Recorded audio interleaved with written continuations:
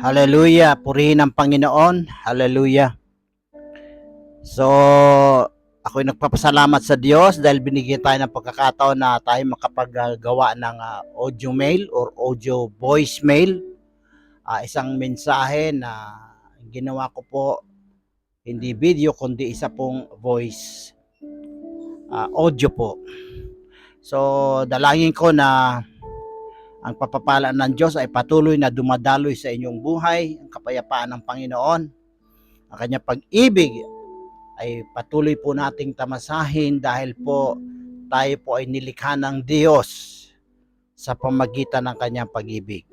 Puri ng Panginoon. Salamat Panginoon, at sa tulong ng Holy Spirit, tayo po ay magkakaroon po ng konting pag-uusap po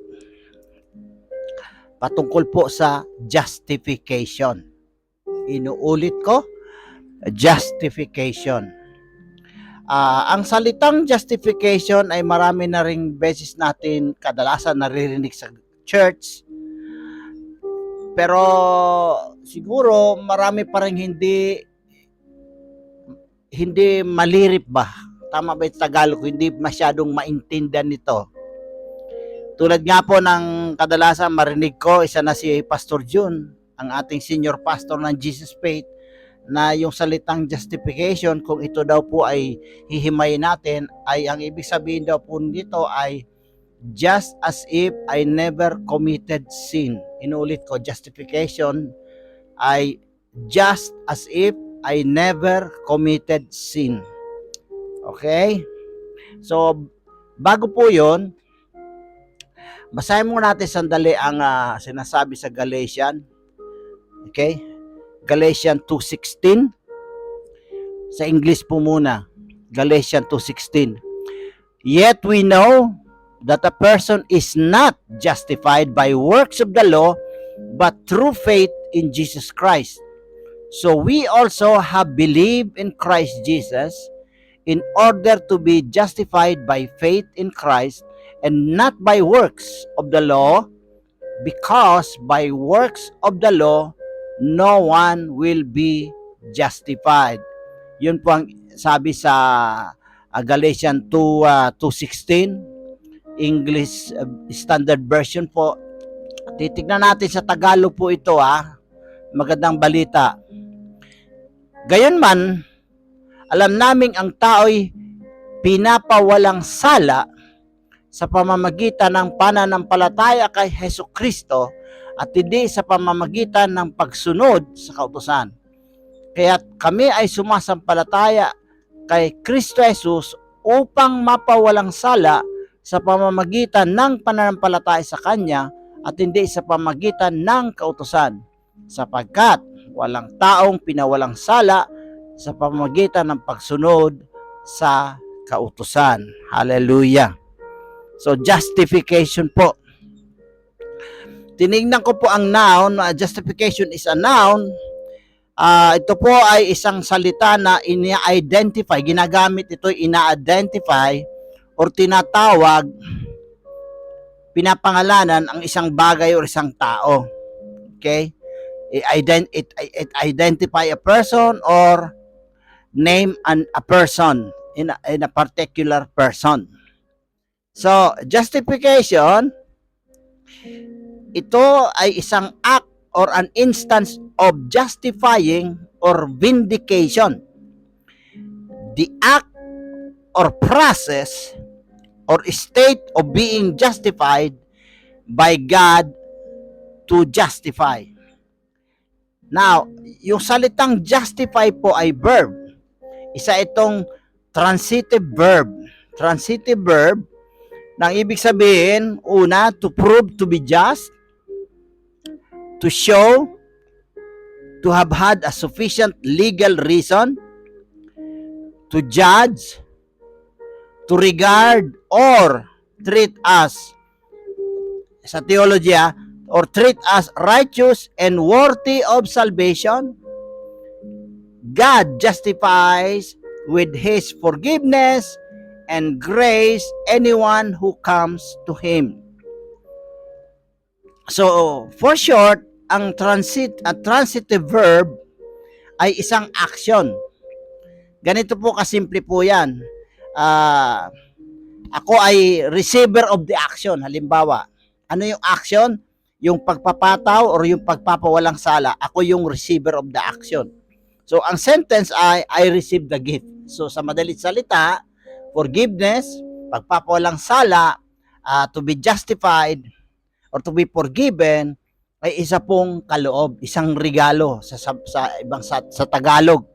Sa mababaw na salitang Tagalog ay regalo, pero yung malalim po ay kaloob. Okay? So, ako po ay tumanggap po noong action, yung pag-declare po noong ako ay matuwid, pinawalang sala.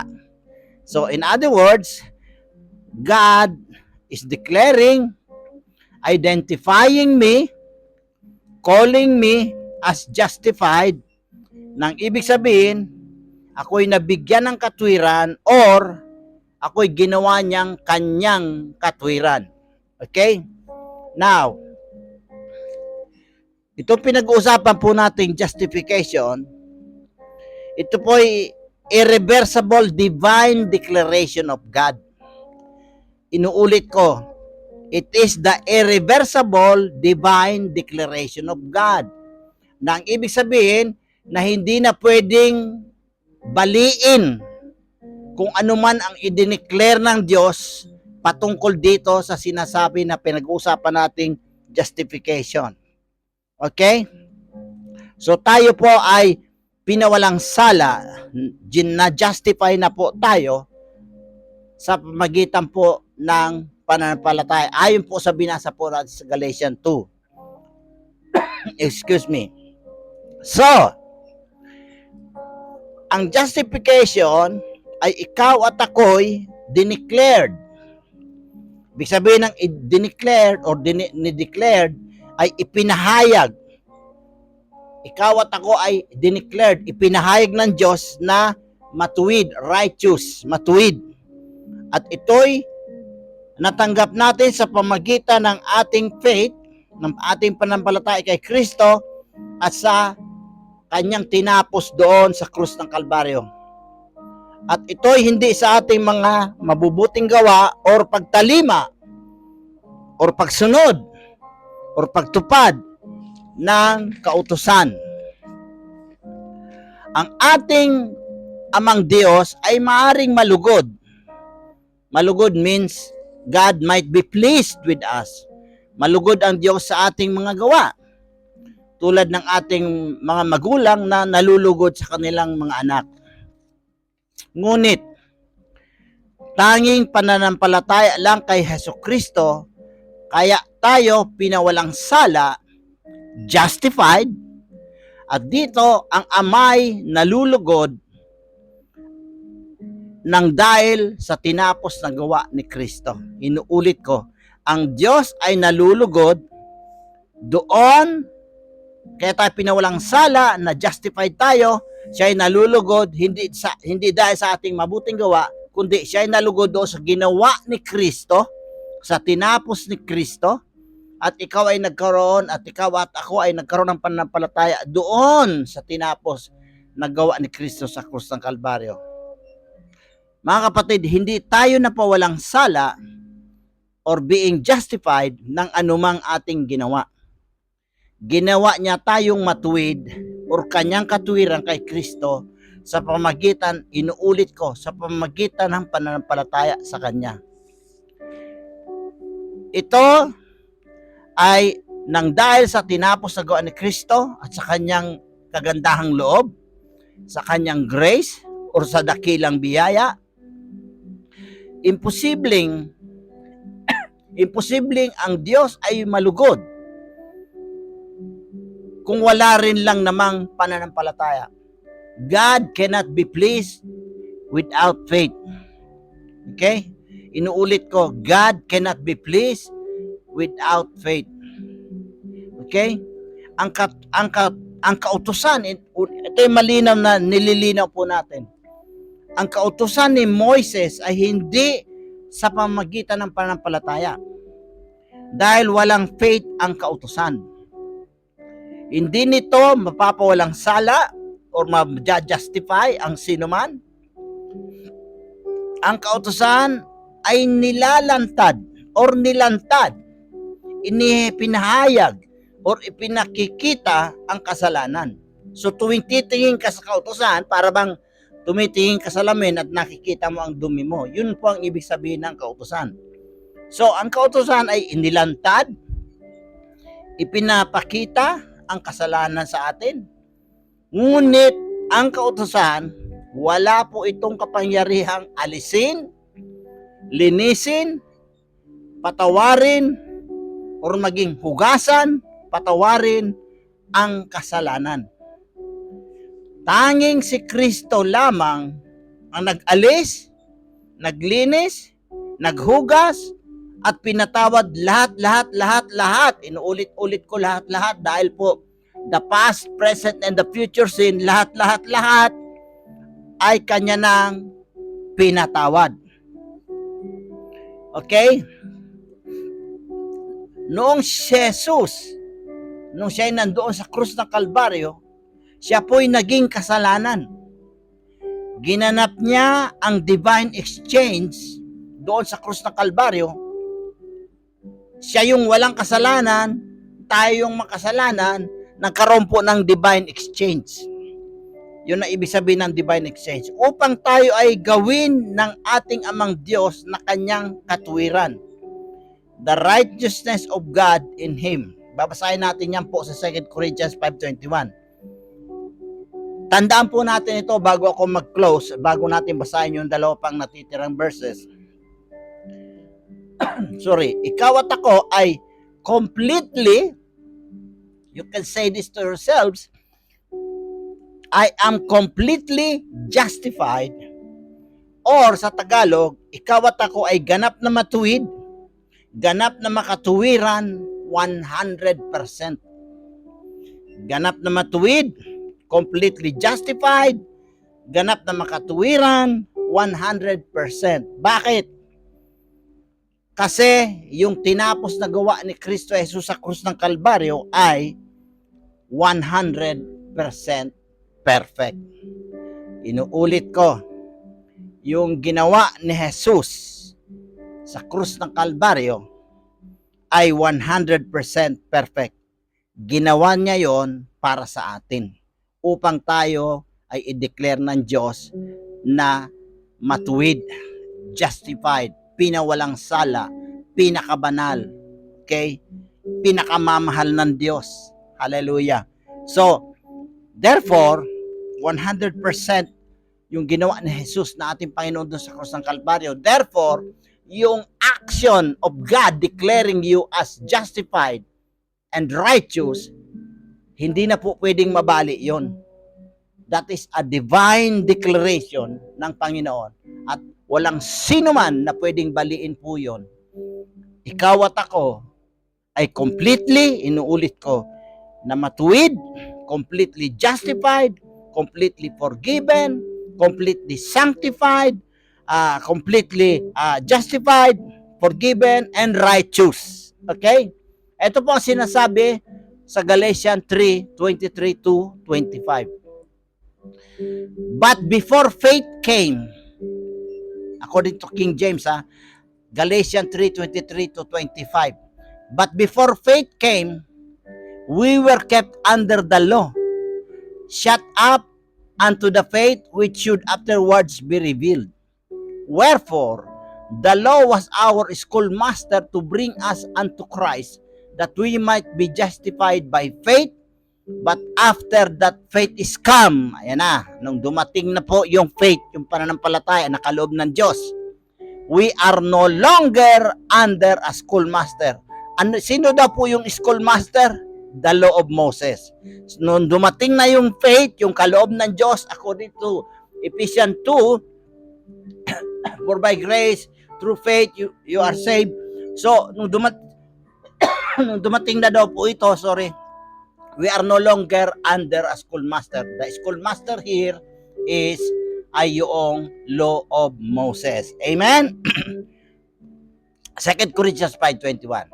At dito tayo magko-close. Ito yung nangyari po doon sa krus ng Kalbaryo. Hallelujah.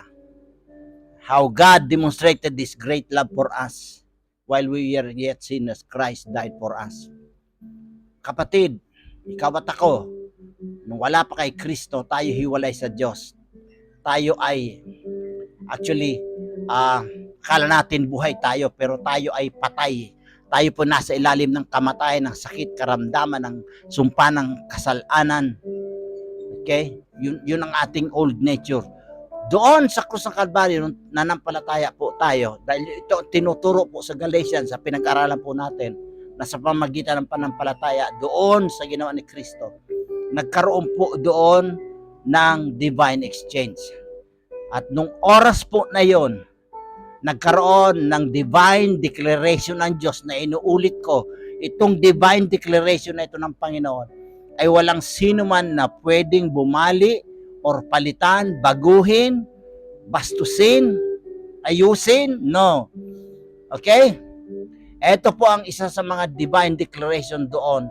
2 Corinthians 5:21. I love this verse. For He, Jesus Christ, for He made Him to be sin for us. So, ginawa daw ng Diyos si Kristo. Ipinatong kay Kristo. Ipinataw kay Kristo, inako ni Kristo lahat ng ating mga kasalanan.